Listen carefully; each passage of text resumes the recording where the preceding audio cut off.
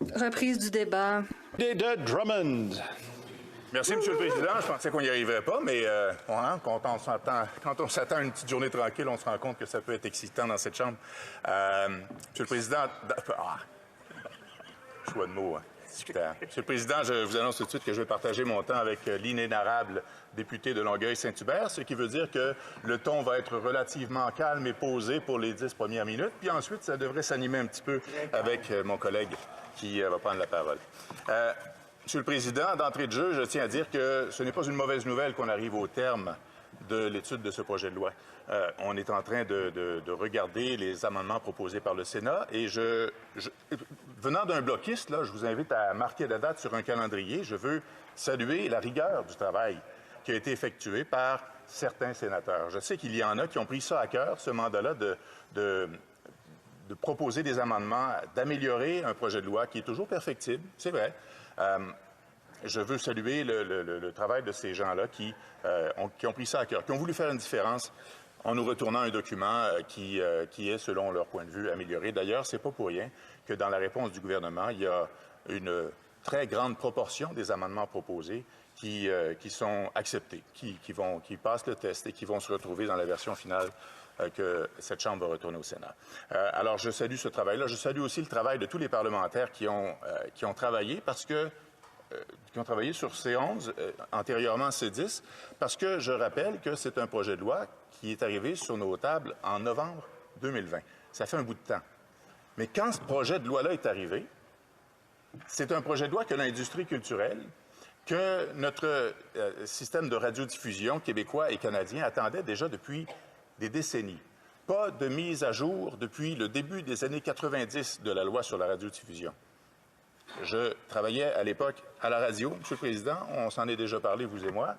À l'époque, on avait des cartouches qu'on mettait dans des lecteurs de cassettes. On faisait jouer des CD, encore dans certaines stations, des vinyles. Pour les plus jeunes, on vous enverra faire une recherche sur Internet pour voir à quoi ça ressemblait un vinyle.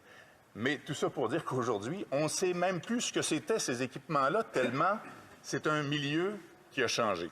La technologie a changé, la façon d'enregistrer a changé, la façon de produire, la façon de consommer la culture a changé de façon surprenante, de façon imprévisible au fil des 3 dernières décennies. Et rien ne nous dit que ce ne sera pas la même chose pour les 3 prochaines décennies. Alors, on doit avoir une loi sur la radiodiffusion qui soit mise en place, qui soit flexible, qui réponde justement à ces changements technologiques qu'on va voir survenir au fil des années. Regardez, là, on parle beaucoup ces temps-ci d'intelligence artificielle. On est déjà en train de remettre en question cette technologie-là, ce savoir-là, parce qu'on craint un peu ce que ça peut avoir comme ampleur. Alors, on ne sait pas de quoi va avoir l'air le portrait de la radiodiffusion dans les prochaines années. Alors, il faut qu'on ait un projet là, il faut qu'on ait une loi sur la radiodiffusion en place qui soit flexible et qui puisse s'adapter. Alors, il y a une des propositions qui a été apportée par le Bloc et qui a été retenue par le Comité du patrimoine, qui s'est retrouvée dans la version qu'on étudie présentement de C11, qui est de ne pas avoir à attendre encore 30 ans avant de réviser la loi, qui est une clause crépusculaire. Donc, à chaque 5 ans, nous aurons l'obligation de rouvrir la loi et de voir si cette loi sur la radiodiffusion, cette réglementation, est encore adaptée à la réalité du milieu. Je pense que c'est un article de la loi qui est responsable, qui est intelligent et qui nous fait faire notre travail de manière adéquate. Vous m'entendez parler, Monsieur le Président, puis à chaque fois que j'ai pris la parole sur C11, il y a toujours eu en toile de fond la culture canadienne, mais énormément d'avantages à l'avant-plan pour nous, la culture québécoise et la culture francophone. Le Bloc ne s'est pas limité à proposer des amendements ou des améliorations au projet de loi seulement pour la culture québécoise. C'est sûr que c'est ça qu'on met en valeur en premier, c'est dans notre nature. Mais ce qu'on fait passer pour promouvoir la culture québécoise, ça a des répercussions sur toute la francophonie. Alors, nous avons pris la défense des francophones de tout le Canada. Et c'est tout le monde qui va y gagner. Les améliorations qui ont été apportées à C11 par le Bloc, c'est pas banal.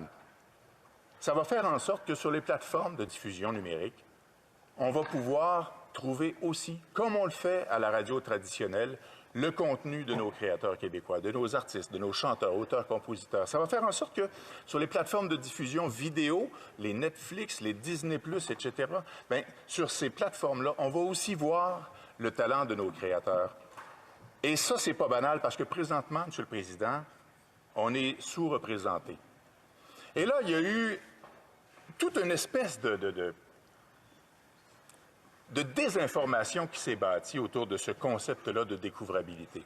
Les conservateurs sont arrivés avec le concept qu'on allait trafiquer les algorithmes des GAFAM, des géants du numérique, pour les obliger à faire en sorte que les Québécois, les Canadiens voient tel type de contenu plutôt qu'un autre, les empêcher de voir tel type de contenu plutôt qu'un autre. Et je ne comprends pas comment les Québécois, les Canadiens ont pu avaler une telle sottise.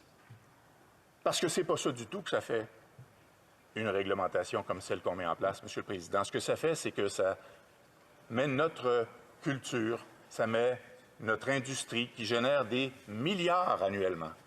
Ça la met en valeur, ça lui donne la capacité de se développer encore dans ce nouvel univers qui va lui aussi continuer d'évoluer. Alors, il faut leur faire leur place. La découvrabilité, c'est pas d'imposer à des gens de voir tel ou tel contenu, mais c'est de le rendre disponible, c'est de leur dire « Hey, dans votre liste de lecture, j'ai remarqué que vous écoutiez du Bryan Adams, par exemple. » Je suis peut-être un peu vieux avec mes exemples, j'aurais peut-être pu dire Justin Bieber, mais bon. Ben pourquoi tu n'écouterais pas tel artiste francophone? Puis c'est de la suggestion, c'est de la proposer, cette culture-là. Alors c'est juste ça que ça fait. Présentement, M. le Président, c'est des millions par mois que l'industrie culturelle perd parce qu'il n'y a pas de réglementation qui oblige les géants du Web à contribuer de la même façon qu'on demandait aux radiodiffuseurs, aux câblodistributeurs dans le passé de le faire. Des dizaines de millions de dollars en publicité, mais des dizaines de millions de dollars aussi en redevances qui ne sont pas versés aux artistes. Alors, c'est ce que ça va faire, C11. Ça va soumettre les géants du numérique aux mêmes règles que les radiodiffuseurs traditionnels. Je ne vois pas comment on peut être contre le fait que Netflix, Apple TV+, Disney+, Amazon Prime, les entreprises comme Spotify, YouTube, Apple Music, je ne vois pas comment on peut être contre le fait que ces entreprises-là, qui génèrent des milliards, contribuent à l'industrie de laquelle elles se nourrissent. Parce que derrière cette industrie-là, M. le Président, ce ne sont pas que des PDG, ce ne sont pas que des grands producteurs, ce sont aussi des travailleurs autonomes du secteur de la culture, des techniciens de plateaux de tournage, des producteurs de studios, d'enregistrement. Ce sont des gens qui, dans bien des cas, à cause de la pandémie même, ont décidé de changer de métier parce qu'ils savaient que ça ne reviendrait pas rapidement comme avant. Alors, si en plus, on ne leur met pas en place une réglementation qui favorise l'investissement dans leur secteur, ben, ils vont simplement plus jamais revenir et on perd une richesse incroyable. Je vous rappelle que c'est des centaines de milliers d'emplois au Québec et au Canada.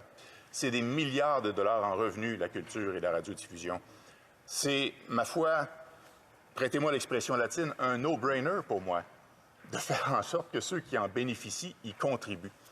Alors, on arrive au terme, finalement. On va envoyer cette réponse-là au Sénat. J'espère, et c'est le message que j'envoie aux sénateurs, j'espère que vous allez faire rapidement le travail qu'on attend de vous, d'entériner ce qui s'en vient, de faire en sorte que les géants du numérique contribuent, que cette industrie prospère, continue de refléter ce qu'est le Québec à travers le monde, ce qu'est le Canada aussi. Parce que notre culture, c'est pas celle des Américains, c'est pas celle des Chinois, c'est pas celle des Européens. On a une culture bien à nous et c'est à nous de la protéger, c'est à nous de la mettre en valeur et ce projet de loi-là, ben, il sert à ça. Merci, M. le Président.